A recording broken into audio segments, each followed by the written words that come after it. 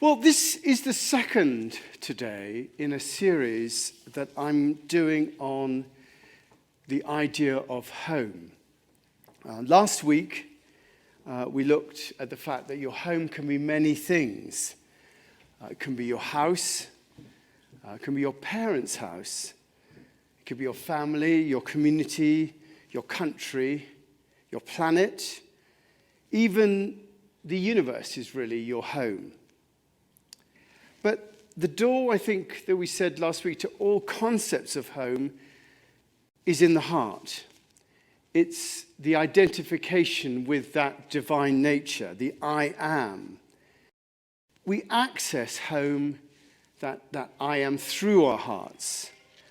And by entering our home through the door of our heart, by identifying with that greater I am, rather than the smaller who I am, we find ourselves at home in all places. The Dalai Lama said, I've met all kinds of difficulties, but as the Tibetan saying goes, wherever you're happy, you can call home. And whoever is kind to you is like your parents. He says, I lost my home, but I've been happy and at home in the world at large. Living a meaningful life is not about acquiring money and other facilities. It's about dedicating your life to helping others as much as you can. So the door to our home is through our heart. But I think you can take that one step further. I've just been really reintroduced to Thich Nhat Hanh's sayings just since he's died, and they seem to be, coming through quite a lot at the moment. And he says that our true home is the present moment. Our true home is the present moment. To live in the present moment is a miracle. The miracle is not to walk on water. The miracle is to walk on the green earth in the present moment, to appreciate the beauty and peace that are available now. He says peace is all around us, in the world and in nature and within us. It's in our spirits. Once we learn to touch this peace, we'll be healed and transformed. He says it's not a matter of faith. It's a matter of practice. We only need to find ways to bring our body and mind back to the present moment so we can touch what's refreshing, healing, and wondrous. And I think that's a wonderful idea, that if the door to your home is your heart, and by entering the door we can be at home anywhere, the next logical step is that our true home is the present moment. This and all there is that present moment. And for it to be our home, we have to inhabit it. Always remember that Jesus said that the kingdom of heaven is within us. And that within us that he talks about, the within us is the present moment. The kingdom of heaven is the present moment. Most of us live in the past or the future. We live in our heads. And it's any wonder that we don't feel at home, because our mind is always going hither and yon, searching for a home to be in. We want a home in an idea. We want to find a home in an ideology, in a grouping, in a sect. We want to find a home in a political party, a rightness that feels worthy to inhabit. We want to have that as our home. The trouble is, however right it might seem at the time, all those things will only disappoint. Because, as Bede Griffith says, the intellect, the mind, in and beyond every formulation by which it seeks to express its thought, the intellect is in search of the absolute. It cannot rest satisfied. in any partial truth, in any construction of the human mind. It always is being carried beyond itself to that ultimate truth. And that ultimate truth is in the present moment. The kingdom of heaven is within you. And so the cults, the groupings, the ideas, they always disappoint. And when we do the search, the mind just keeps going and searching for more and more. But if we're able to see this present moment as being home, to really see this as home, not just an idea that might be, a good idea as a sort of home that would be useful, to live my life in this way, but to see it as home in the way we want to inhabit a home, to commit to the present moment, to commit to living in it, to resting in it, to playing in it, to having our families in it, to entertaining in the present moment. If we can see the present moment in that way, then all life is rooted in a home that will never disappoint. We often see consciousness, what we're aware of through our mind, our senses. We see consciousness as a means to an end in living. Our senses help us navigate our way around. They show us what to do. Opportunities come to us through thinking about what's going on, and we move towards an end that we hope in the end will bring us peace and satisfaction that we can rest in. That's how we operate in our lives. But what if we made consciousness, our awareness, everything that comes to us, what if we made that home? The home that we're continually seeking. What if we made this present moment the goal that our life is aiming towards? Not some distant place in the future when all the ducks are in a row and our friends and family are settled into the peace that we wish for them. That this satisfaction, this salvation, this freedom, this ultimate home, maybe it's not something to be striven for, but it's right here with us now. And I'm not talking of being in the present moment as a means to an end. Being in the present moment as a way of getting enlightened.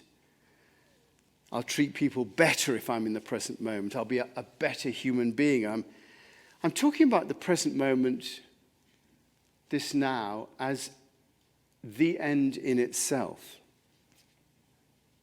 Thich Nhat Hanh again says, there is no need to run, to strive, to search, or struggle. Just be. Just being in the moment, in this place, is the deepest practice of meditation. Being in the moment, in this place, is the deepest practice of the meditation.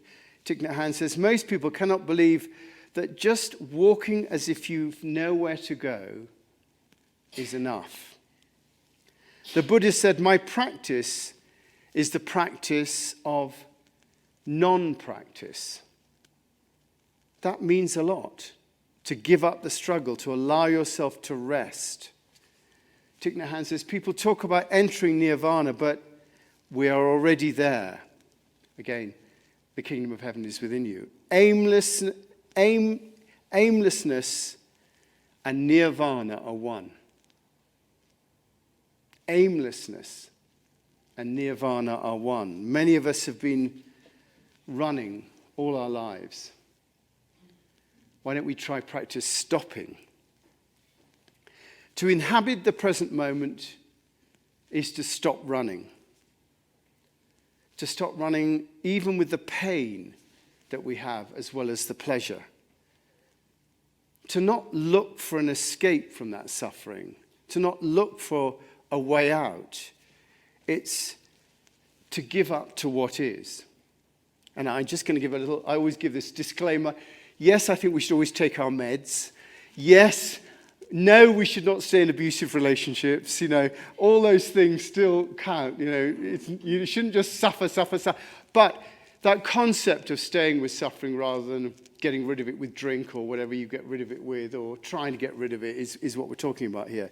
To find our true home is to give up the attachment we have about the ideas of what our home should be and live in the home that we've been given. That is to truly live in the present moment. We're all home right now. We are all home. There's nowhere else to look for. Being in the present moment means showing up to reality. And we're so used to not being present that we drift off somewhere else. And we don't even notice it. We think we're in the present moment, and then suddenly we've drifted off. I always wonder what it'd be like if our bodies did what our minds did. If when we drifted off, we just disappeared and went somewhere else, One moment I'd be here talking to you, and then I'd be drifting off to watching Homeland or sorting out my problems or something like that. And you think, where's he gone? I'm not here. I'm thinking about something else. And even when I'm doing this, I can be thinking about something else. Even when I'm, preaching, I could be thinking about not what I'm doing right now. If we noticed, we would bring ourselves back, but we don't. We stay where we are in our minds, and because we're so used to drifting off, we let ourselves. To not drift off is the practice, that's the practice of non-practice. In the book Zen and the Art of Motorcycle Maintenance, it says that there are two types of hiking. Small mind hiking and large mind hiking.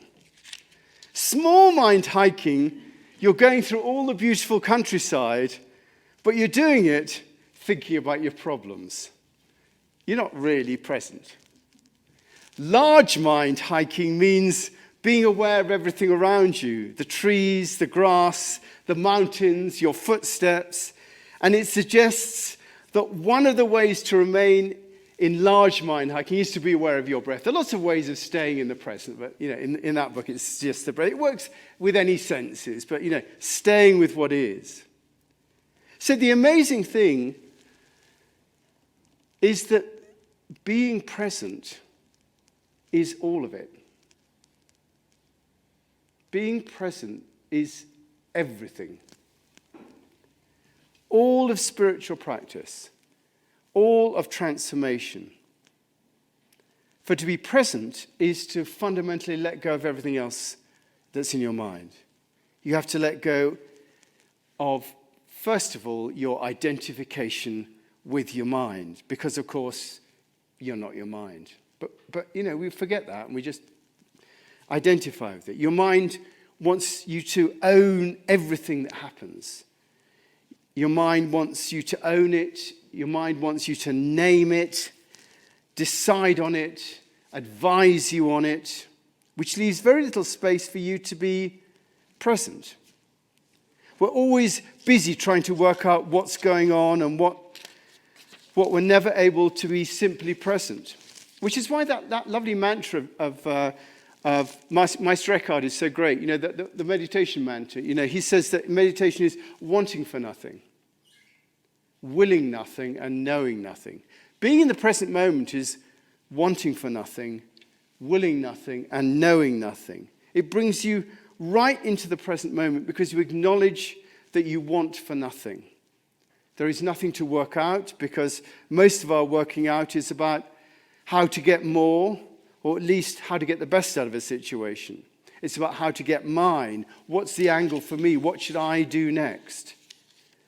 But wanting for nothing, you're just present.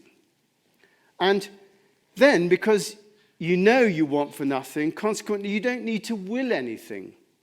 There's nothing to organize, nothing to make happen, nothing to work out. And just in case you want to get smart about this, you then acknowledge that you know nothing. And as a result of wanting for nothing, willing nothing, and knowing nothing, you are just in the present.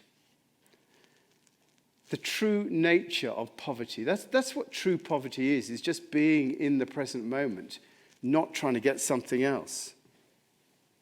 You can do nothing but be in the present. And why should we do this? What is the point of being in the present? Well, obviously, being in the present moment, the point is, is to be present. But why we should do that is because the very act of being present is the act of cooperation with the universe. It is the act of cooperation with the universe. We cannot understand the universe.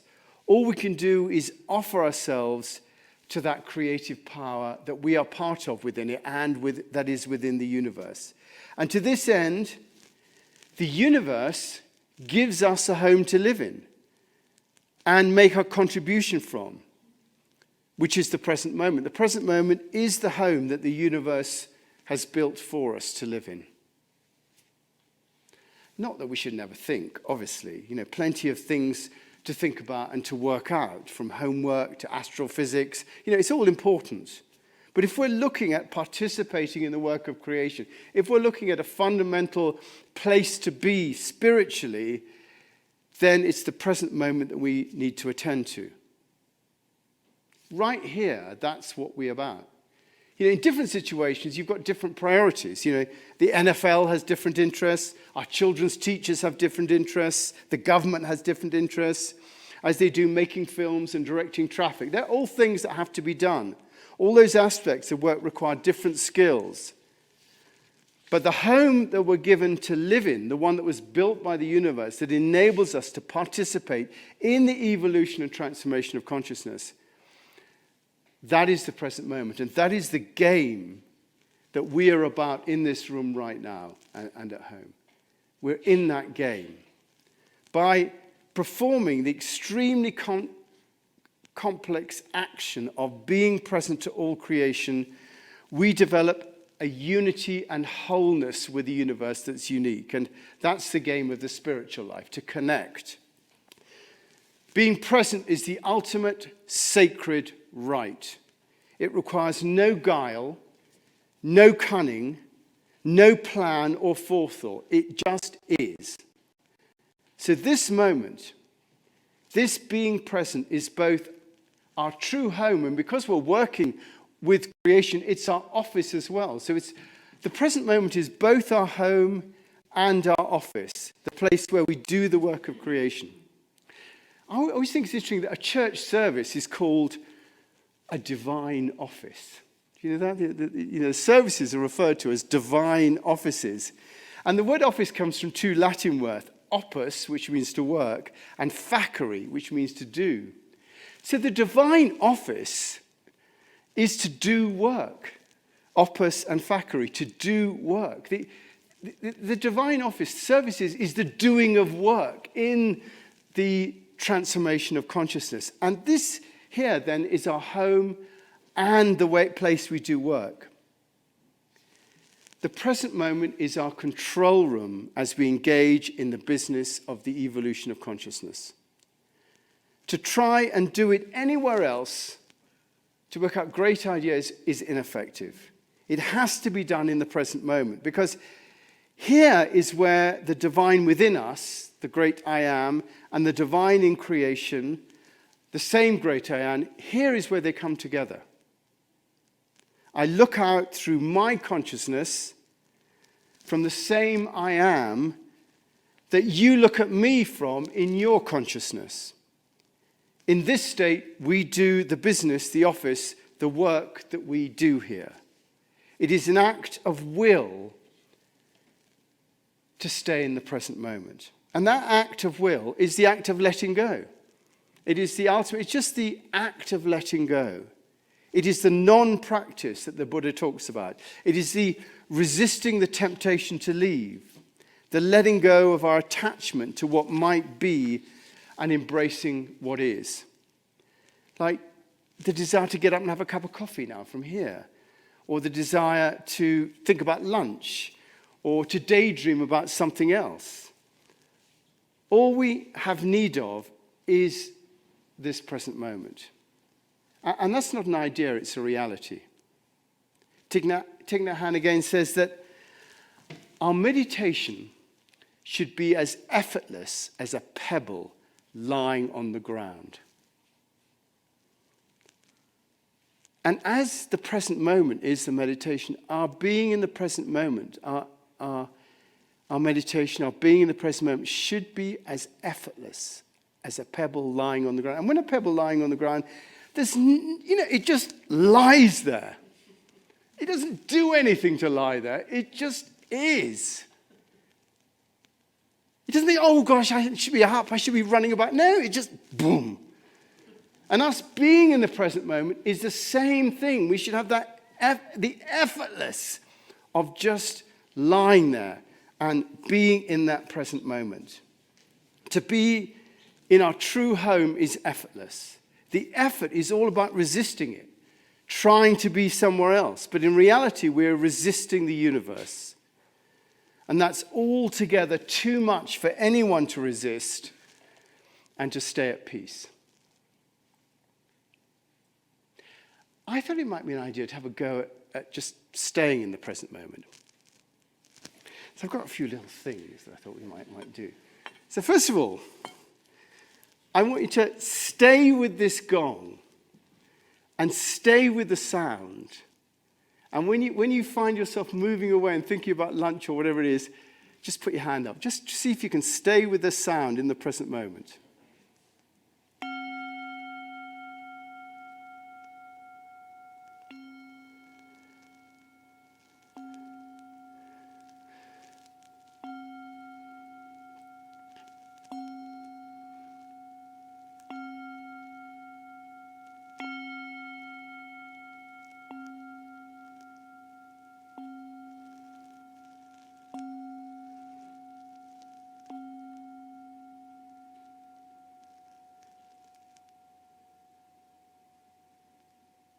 Very good. It's possible to be with the beautiful sounds. Anyone drift off at all? You didn't put your hands up. You drift off. Put your hands up when you do drift off. So that was it. That wasn't easy. So I'm going to now do what people always say.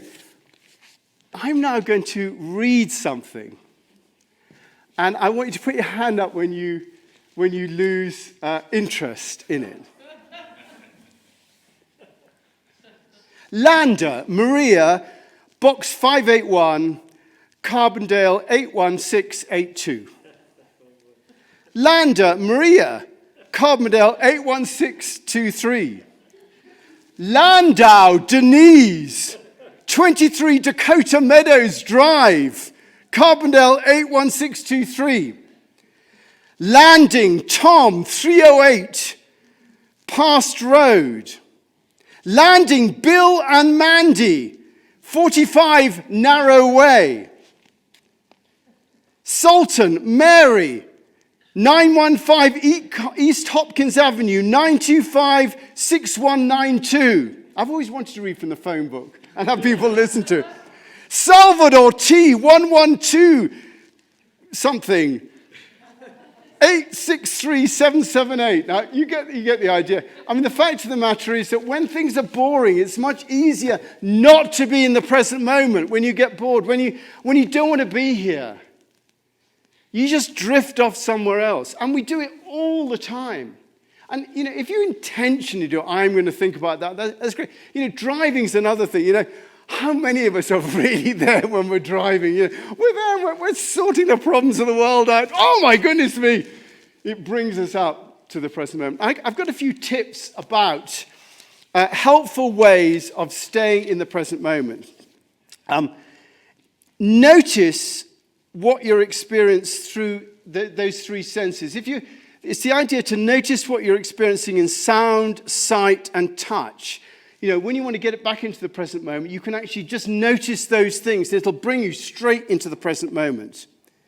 What three things can I hear? Maybe I can hear the buzzing. I can hear Robert coming into the room. I could hear Heidi there. Yeah. See what three things. What three things can I see? Me at the front of the room. I can see the gallery. I can see Matt fiddling around up there. What three things can I feel? The chair under me, the floor under my feet, the phone in my pocket. It's a good way to actually, just work out by thinking about things, which bits that we want to rely on. Think about, when you think, well, I want to be in the present moment, just consider those different things. And finally, I'm going to end with a quote from Thich Nhat Hanh. Drink your tea slowly and reverently, as if it is the axis on which the world's earth revolves. Drink your tea slowly and reverently, as if it's the axis on which the world earth revolves. Slowly, evenly, without rushing toward the future. Live in the actual moment. Only this is the moment of life. So the universe has built us this home, this office for us to live in. Our task is to choose whether or not we're prepared to be at home in the place that we've been given. And next week, we're going to look a bit more about the practice of this way of non-practice. So, we're going to just want to give an opportunity, as I have done before, and if anybody would like to say anything at all. And I'm going to say, I've got my phone here, so if anyone wants to text in either a question or something to share, then please feel free to do that. Probably no one will, and no one wants to say anything. But just an opportunity to come back, to ask a question, to share your experience of what we've been talking about. Just while you're thinking about that, just another quote from Thich Nhat Hanh. He says, "Be here truly. Be here with 100% of yourself in every moment of your daily life. That is the essence of true Buddhist meditation." Each of us knows we can do that. So let us train to live each moment of our lives deeply. That's why I like to define mindfulness as the energy that helps us to be here 100%. It is the energy of your true presence. Okay. Would anybody like to say anything at all? Oh, Bruce. Fantastic. Thank you. That's great. Well, I appreciate the heavy emphasis on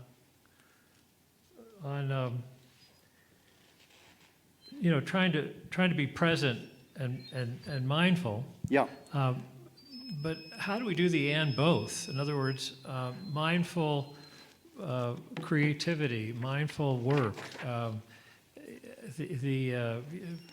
to get into flow psychologically. So you lose sense of time, but you're very engrossed with what you're doing. I mean, we are wired to be creative, and so to sit there like a pet rock just kind of doesn't do it for me. That's a great question. No, and that's exactly what I'm going to be talking about next week in terms of how we do that. But I think it's worth saying that to be mindful doesn't necessarily mean to be mindless. To be mindful, it's interesting, that word, isn't it? It's mindfulness. It's not mindlessness. And to be mindful is simply not to be taken away by the mind. The mind can take us away so that we're not present. And that's all we're talking about. That to be mindful includes the mind. What I'm going to talk about next week is that there's a 360-degree awareness of the present moment. And it includes our mind, it includes our memories, it includes our feelings, it includes our thoughts, it includes what I see, it includes all of it. And the dance of that mindfulness, the creative dance of that mindfulness, is simply to not have the rational mind dominate everything and take us away from everything else. And I think that's so important to open it up. One of the things I have about drugs sometimes, cannabis and things like that, is that a lot of the time it just keeps us in our heads. And it keeps us just, being here. When the creativeness is my connection that I have with Barbara, or with that pillar, or with these chairs. It's the interaction of everything that goes on that really makes, that's the creative process. That's what I'm going to talk about next week. It's the control room. Here, each of us has the control room for the universe, for our universe that we're interacting with. So it's a bit of a cop-out, so I'm going to talk about that next week, but I am. Okay, and yes, Barbara, great, fantastic, thank you. If you take your mask off when you're speaking, that'd be great. So my thought is that I keep thinking about the pebble that's just sitting on the ground, and that's presence. But it seems that part of presence is also flow. Yes. Because that pebble isn't just sitting on the ground. Yes. There's air rushing over it. It might get snowed on. It might get rained Yes. on. And it's that flow, that back and forth nature. And so presence is a verb, not a noun. And I think that's where when there's resistance to being present, it's because you think you have to be stationary, but really it's not. I love that thing. Presence is a verb and not a noun. I think that's absolutely fantastic. And that rock is space, isn't it? You know, when you actually analyze that rock, that pillar, we are made of space within us as well. And so we are in a flow, even if we feel that staticness. I think that's lovely. I think someone has texted me. Let me have a look. Better not be just my mum. Oh, no. Have you put the eggs on? I'm coming home soon. No, it doesn't say that. Okay, this is John Wampler and says, for many years I've always encouraged everyone I know to be here now. Enjoy all things. Great talk this morning. That's right. Thank you. That's from John Wampler. So yes, Andy. And texts are great, so do text. If you've got my phone number, then do text. Yeah. You know, we talked a little bit about this last week, but I'm a huge Lao Tzu fan. And yes. So I told you that quote in one of his verses, paradise is wherever I am. And what I think he means is home is wherever I am. Do you know, I tried to find that verse this morning because Well, that's the Wayne Dyer translation. So yeah, well, just see if you can find what the actual verses number is. Yeah. And send it to me, because I did try it, because I remember what you said to me, because I thought that was so similar to Jesus saying, the kingdom of heaven is within me. Right. You know, the presence, the paradise is where I am, is another way, is the Taoist way of saying the kingdom of heaven is within me. So if you can send that to the actual verse, yeah. I'd really, here we are, we're talking Tao Te Ching. I need to know the verse. To know. Thank you. It was 75. 75. Yes, Nancy, great. I don't know if anyone else was here on Wednesday for meditation, but I took something away from that was really profound for me this week in helping practice being present. And she was talking, I can't remember which Zen master it was, but she was quoting somebody about doing one thing at a time and how that keeps you present. And I was like, wow, because I feel like, especially as women, we're just taught that multitasking is something to achieve and, you know, be proud of. And I'm often eating breakfast, talking to my daughter, and reading the news all at the same time. And so I'm not really present doing any of those things, you know. So this whole week, I've been really practicing. If I'm driving, you know. I'm not driving and listening to music, you know, and petting the dog and just kind of having fun with this. And so it's really helped me understand more being, you know, in the moment and having that experience to its full extent. Brother Lawrence, and if you come across Brother Lawrence, so there was a book, Practicing the Presence of God, and Brother Lawrence, you know, who's from previous centuries, I think, he talks about the idea that, you know, that we should be washing up not to get the dishes clean, but to just wash up. He said, when you're washing up, just wash up. Don't wash up in order to get the dishes clean, but just be in the process of washing up. And being in the presence of God in every single action, whether it's getting the mountain freshest fruit ready, little advert there for you, getting the mountain freshest fruit, whatever it is that we're doing, that's what we're given to do in that present moment. Yeah, The woman was referencing like her child, and my child does the same thing. They're brushing their teeth, but they're walking around the house the whole time while they're doing it, and trying to talk or Yes, putting stuff away. And it's just the act of brushing your teeth. My children do that too, actually. I've always been taught to brush my teeth in front of the mirrors. I never wonder about it. When you really start to think about it, you realize how many things you are multitasking right. all day long. Yeah, So it is just true. raised awareness about it. And yet, to be present is it. That's great. Yes. Okay, thank you. Yes. I was wondering if you thought that, we use the phone for communication Yeah. to reach out to people, but does that also, a lot of people use the phone and it doesn't make them present. They lose their presence of where they actually are and enjoying the scenery or, the importance of the place that they're being. It makes them not present. So what do you think about that?